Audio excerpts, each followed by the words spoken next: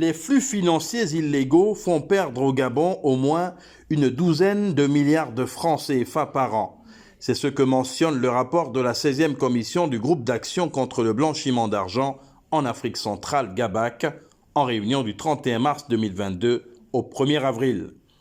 Le gouvernement gabonais a été encouragé par les experts à œuvrer davantage pour mettre fin au vol des ressources de développement destinées à appuyer le changement ou la transformation économique du pays.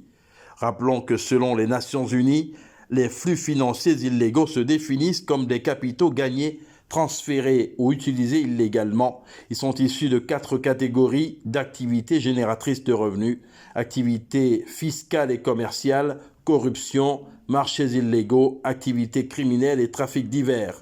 Le président de la Commission nationale de lutte contre l'enrichissement illicite, Nestor Mbou, a évoqué les difficultés pour contenir le phénomène. Il s'agit d'un phénomène complexe et préoccupant, d'autant que ces pratiques consistant à détourner les ressources à l'État et aux populations laissent très peu de traces dans les registres, a-t-il ajouté. À en croire la Commission nationale de lutte contre l'enrichissement illicite au Gabon, le secteur le plus gangrené par les flux financiers illégaux est celui des mines. Le président de la Commission nationale de lutte contre l'enrichissement illicite a émis l'idée de mettre en place au terme de ses travaux une plateforme collaborative.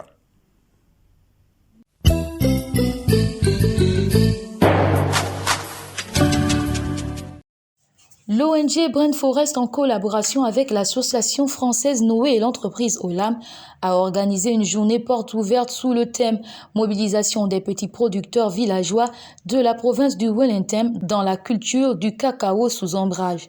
Le but était d'informer les petits producteurs villageois sur l'existence d'un prototype de développement économique villageois avec l'agroforesterie à base de cacao sous ombrage pour lutter contre la pauvreté tout en valorisant la biodiversité.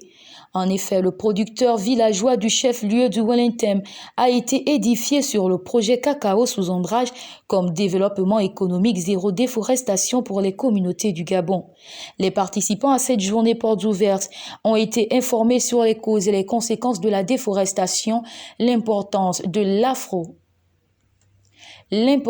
l'agroforesterie pour les communautés villageoises, les avantages d'une société coopérative et le processus de sa reconnaissance juridique, ainsi que les principales actions et initiatives du ministère de l'Agriculture dans le Wellington.